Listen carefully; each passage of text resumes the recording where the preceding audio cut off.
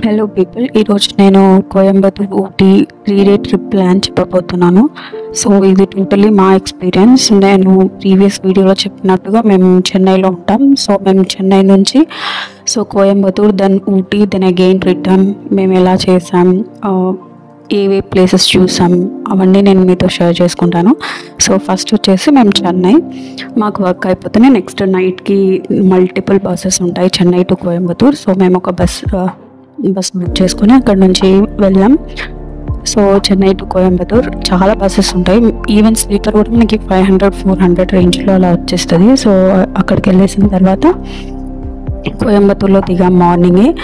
So morning దిగిన తర్వాత అక్కడ సెర్చ్ చేసాం. సో మల్టిపుల్ విజిట్ చేసాం. సో ఏదైతే ప్రైస్ తక్కువ ఉంటుందో సో అది చూస్ చేసుకున్నాం.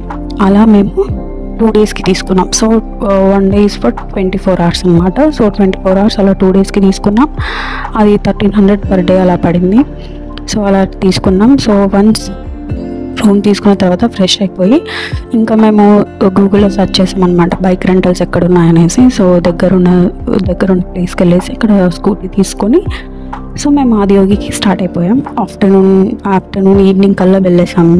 ఆఫ్టర్ లంచ్ టిఫిన్ అన్నీ చేసేసి మిడిల్లో ఆగి అలా సో అక్కడికి అయితే వెళ్ళాం, చూసాం. ఆదియోగి చాలా బాగుంది, చాలా పీస్ఫుల్గా ఉంది. And in the same way మనకి ముందర కూడా చాలా ప్లేసెస్ ఉంటాయి. ఆదియోగి దగ్గర ముందర ఇంకొక ప్లేస్ ఉంటుంది, అది చాలా బాగుంటుంది. బట్ అక్కడికి మనం మొబైల్స్ అలో ఉండదు, పక్కన పెట్టేసి వెళ్ళాలి. మెడిటేషన్ ప్లేస్ అనమాట, అది ఇంకా చాలా బ్యూటిఫుల్గా ఉంటుంది. సో తర్వాత మాకు తెలిసింది ఏంటంటే, మా ఫ్రెండ్స్ చెప్పారు అప్పట్లో నైట్ వ్యూ బాగుంటుంది, అది ప్లే చేస్తారు అనేసి. సో మేము దానికోసం వెయిట్ చేయాలని చాలా వెయిట్ చేసామన్నమాట. అక్కడ మేము అది చూడాలి, ఎలాగైనా ఎప్పుడో కదా వచ్చేది, ఒక్కసారి చూసి వెళ్ళాలి అనేసి మేము అక్కడ ఉండేసి చూసాం దాన్ని. అది ఇంకా ఐఫీస్ లాగా అనమాట, చాలా చాలా బాగుంటుంది, ప్రతి ఒక్కరు చూడాల్సింది. నైట్ ఆ లైటింగ్స్తో షో చేస్తారు, చాలా చాలా బాగుంటుంది. సో మేము యాజ్ యూజువల్గా బైక్ కాబట్టి తీసుకునేది. సో మేము రిటర్న్ వచ్చేసి డిన్నర్ చేసేసి ఇంకా రెస్ట్ తీసుకున్నాం. మళ్ళీ నెక్స్ట్ డే మార్నింగ్ మేమేం చేసామంటే, కోయంబత్తూర్ 1 day కదా, ఇంకా నెక్స్ట్ ఏమైనా ఉంటాయని చాలా గూగుల్లో సెర్చ్ చేసాం, ఫాల్స్ ఇవి అవి అనేసి. బట్ మేము అక్కడ మ్యాప్స్ పెట్టుకొని వెళ్తే అక్కడ ఆ ఫాల్స్ ఏం లేవు.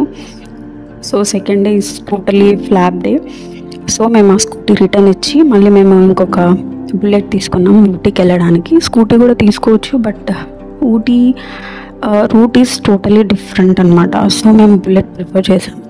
సో స్కూటీ అయితే 500 పర్ డే, సో బుల్లెట్ అయితే 1000 పర్ డే. సో మేము బుల్లెట్ తీసేసుకొని కోయంబత్తూర్ టు ఊటీ స్టార్ట్ అయిపోయినాం, అది కూడా దగ్గరే. సో మేమంతా వెళ్ళాం. ఊటీ అనేది చాలా చాలా పీస్ఫుల్ ప్లేస్. ఇన్ని ప్లేసెస్లో నా ఫేవరెట్ ఏంటంటే నేను ఊటీ అనే చెప్తా. అంత కూల్ క్లైమేట్గా, ఇంకా చెప్పాలంటే షివరింగ్ వచ్చేస్తుంది, అంత బాగుంటుంది.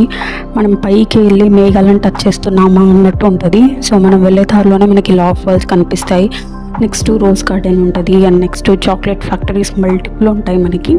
సో ఎంట్రీ టికెట్స్ వచ్చేసి 20 rupees, బట్ మనకి ఒక ఫ్రీ చాక్లెట్ కూడా ఇస్తారు. సో అక్కడ చాక్లెట్ ఎలా ప్రిపేర్ చేస్తారు అండ్ ప్రిపరేషన్ అండ్ మనం కావాలంటే కొనుక్కోవచ్చు, అలా చాలా ఉంటాయి.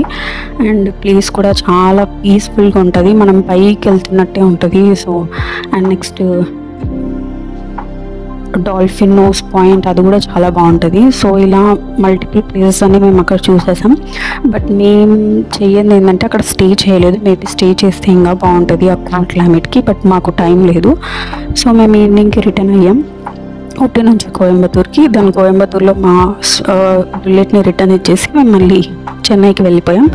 సో ఇది మా 3 days trip Coimbatore and Ooty. Thanks for watching.